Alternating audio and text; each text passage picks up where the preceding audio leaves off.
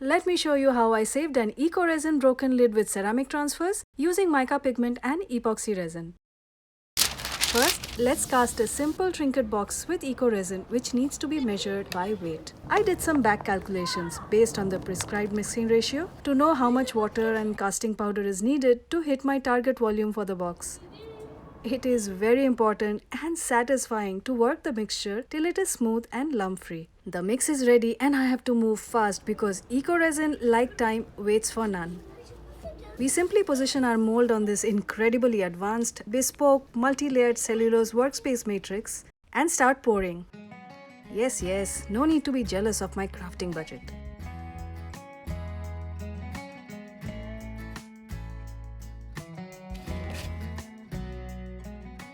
Now for the obligatory tap to remove potential bubbles. The sides of this mold are bowing out a bit, so I'm using some tape to pull them back in and keep the shape square. I might eventually need to build a proper frame to manage this bulge for future castings. Time to mix the next batch and cast the lid. This stuff is so beautiful and I'm really starting to enjoy working with Eco Resin. The entire process happens so fast. This will be ready to demold in another half an hour. Just as well, because I can't wait to see if ceramic transfers work on Eco Resin with ease or they put up a fight.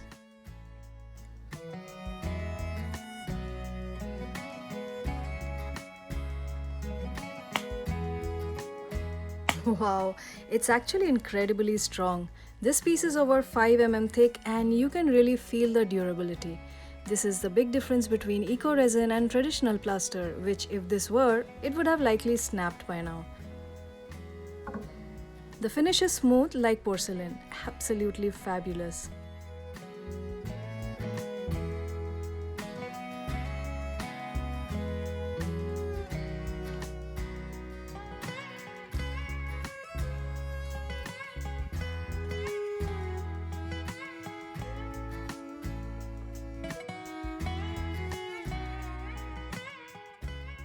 Love the shape of this casting and thankfully not a single bubble. The back is a little bumpy though, but that won't affect the overall look. This box is absolutely wonderful on its own, but I have a specific vision for this white surface. I have already demolded it, but the piece needs to dry for a couple of days to ensure all the moisture has evaporated before we move on. To finish it off, I am smoothing out the jagged edges at the bottom. It's a bit tricky to hold and my sandpaper isn't quite large enough. I definitely recommend wet sanding for this. It provides a much smoother finish and an easier workflow. I'll do the same for the lid, just the basics to get everything even.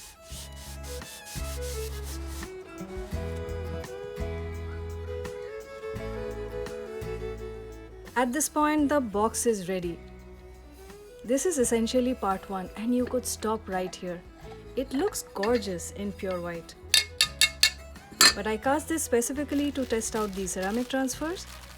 Normally these are fired in a kiln and glazed, but I want to see if I can recreate that look here with the Eco Resin casting. The print on this sheet is quite busy, so I'm cutting out specific motifs to fit the piece better. I don't want the design to be chopped off at the edges. I want it to be perfectly contained on the lid. Applying these is supposed to be incredibly simple, just water. It reminds me of temporary tattoos kids wore when I was young. All I need to do is apply water and wait for the magic to get transferred. I'm really excited to see how this turns out. I can see right away that some of the pigment is bleeding and the transfer isn't 100% complete. There's still some design left on the paper. My instinct is to add more water, but I'm realizing that might actually be a mistake. It's just making the pigment travel further across the surface. The intensity is already quite strong, and if I'm not careful, the whole piece is going to turn blue. For a first attempt, this is a great learning moment. On the next round, I'll definitely use less water and try to figure out how I can pull away some of that bleeding. There's a small gap here, so I'm going to populate it with these smaller motifs that didn't fit earlier. By using less moisture, I am seeing much better results. I'll just rub these in gently and hope they stick. So far, so good.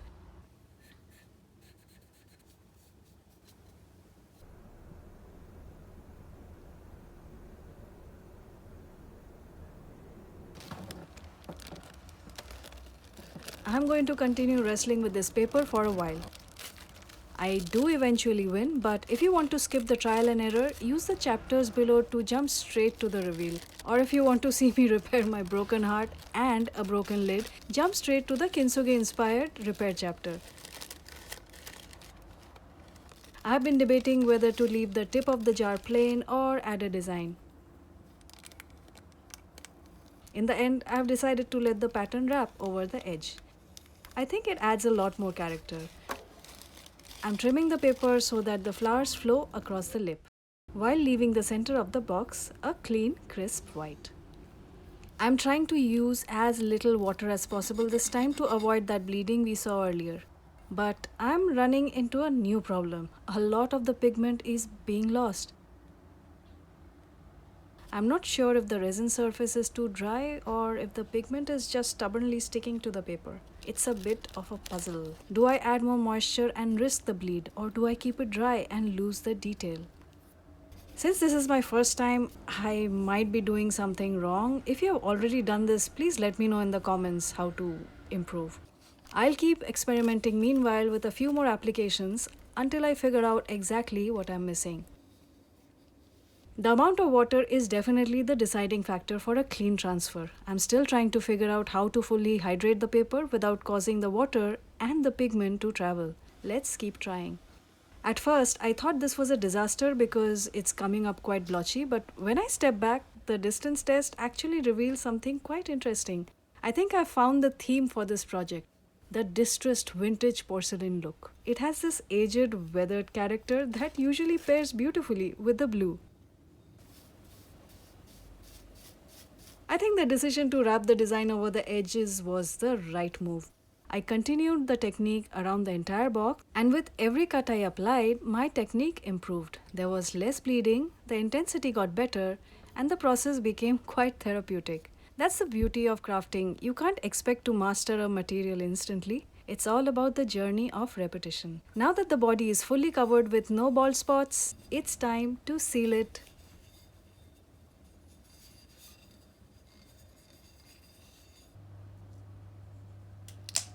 I have let it dry for a couple of days and I'm starting with the lid. First, I'll brush away any loose pigments to seal this piece. I'm going in with the acrylic gloss varnish. I've used this before to seal my previous Eco Resin castings. As I started dabbing on the sealer with the sponge, I quickly realized that I had made a major goof up. The sealer is water based and it's actually picking up all the pigment because I can't stop now. In fact, I now need the sealer to pick up all the pigments so that I can clean the surface and start all over again. After a quick wash, I'm back to square one. I am so glad I tested this on the lid first. I probably need some way to fix the pigments in place before the liquid sealer application. Round 2. I was not able to remove all of it. I can see shadows of some of the patterns remaining on the lid, but I'll let it be. Though if I wanted it gone, I would just have to slightly sand the surface down. This time I'm using a sponge for better liquid control, and it is a massive improvement. The sponge holds onto the excess moisture rather than letting the blue pigment float around.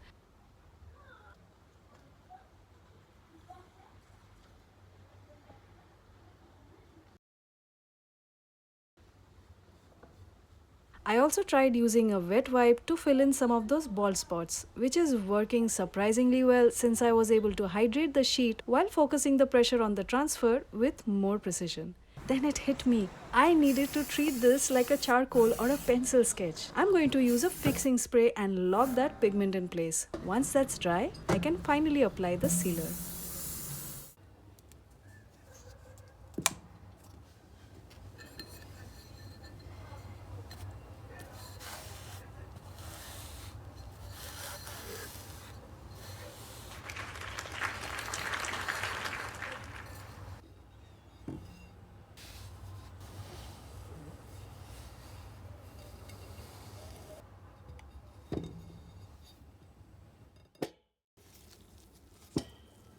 Look at that finish, all glossy and distressed. Honestly, it's just about as distressed as I was when I almost ruined the project. But it was worth the effort. These ceramic transfers are a brilliant hack for achieving that vintage look. Eco Resin is just so versatile. I think it looks absolutely pretty, but what do you think? Leave me a comment.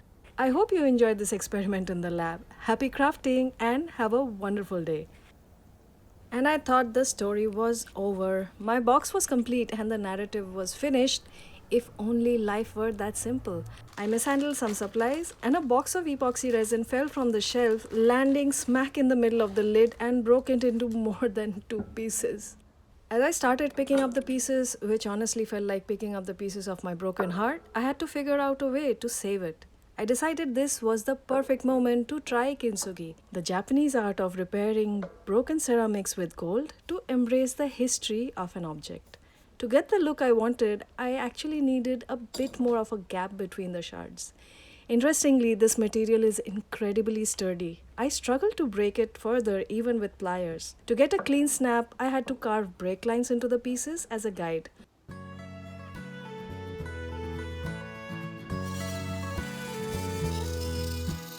Once I had the ridge, voila, a perfect break. You can actually see here how the sealer formed a protective film over the body. So cool. I have quite a few shards now, which would look fantastic in a mosaic later. But for now, I have the pieces in the shapes I need. Let's get moving and turn this disaster into hopefully a work of art.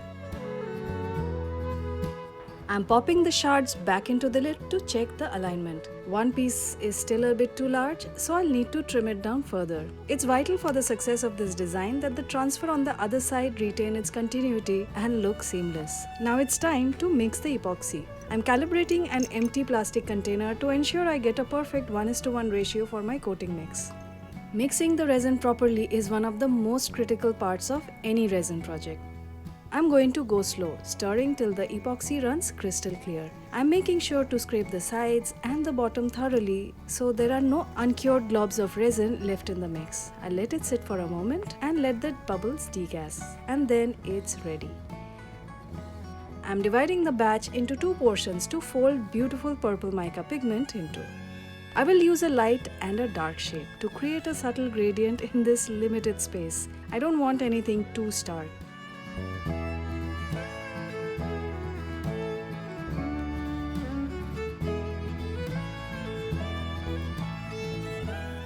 I'll set these mica resin mix aside for a moment to let any air bubbles from the mixing process escape. Now, there is a risk that the purple epoxy might flow under these shards during the pour, which would ruin the design.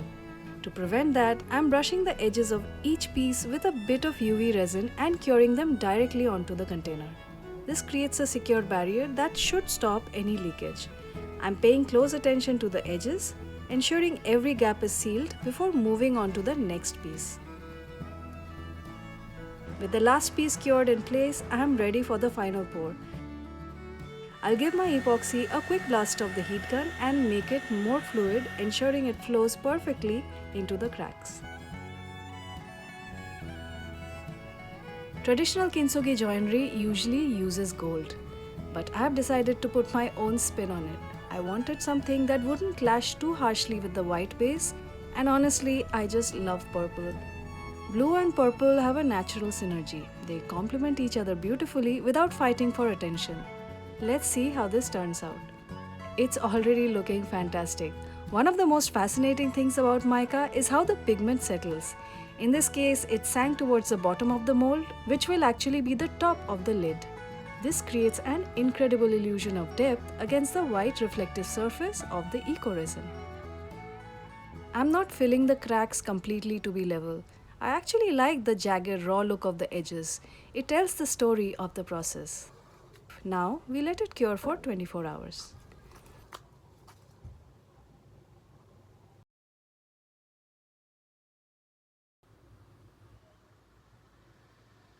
Everything looks perfect. No, there's been a bleed. I was so careful with the UV resin seal, but clearly I was hasty for that last piece, which must have shifted. There is no trimming this away. The purple has bonded with the surface. The lid fits properly though. It is a little wobbly. And there is more. All these surfaces are level other than this piece, and it seems I miss sealing the edge of the lid as well. It's getting personal at this point. It's a fight between me and this lid. Let's fix this. Sanding this back is breaking my heart. This is the third time I have had to sand this specific lid. I kept going until the surface was almost perfectly clean again. On the bright side, the purple and white combo is looking fantastic. Look at that translucency. It looks so cool. Once it's dry, we move on. Reapplying the transfers for the third time. The steps are the same as before, so let's just get on with it and hope third time's the charm. If you've been following this journey from the very beginning, you've seen the learning curve in real time. To recap, there are 3 golden rules. Use a sponge or a tissue rather than a soaking wet brush. Gently rub the design into the surface to ensure full adhesion. When removing the backing, pull it as parallel to the surface as possible. As you can see, there is significant less bleeding this time. The white surface is crisp, the blue is sharp, and I am finally happy with the result. With the transfers complete and extra flashing of the purple epoxy cleaned up, there is only one thing left to do, the ultimate seal. I'm going to fix the pigment one last time and then lock everything in with a final glass-like coat of epoxy resin.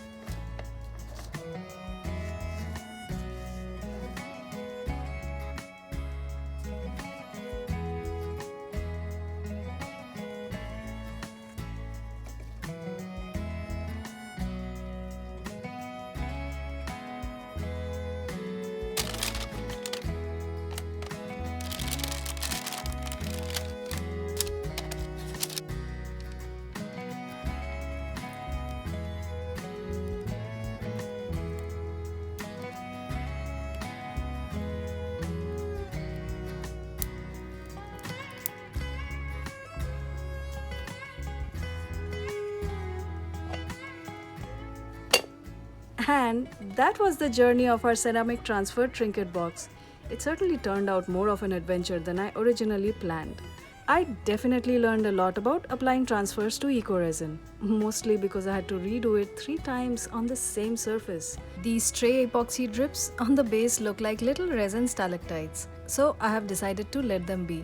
Let's pretend they are custom engineered feet designed to elevate the box off the table. It's a feature, not a flaw.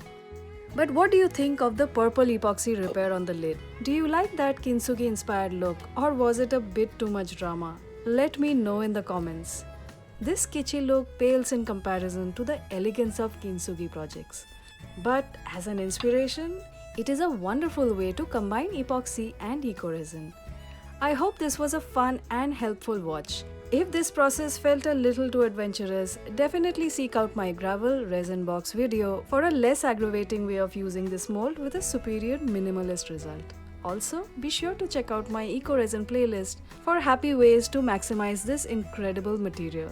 Thank you for joining me in the lab today. Happy crafting and have a wonderful day.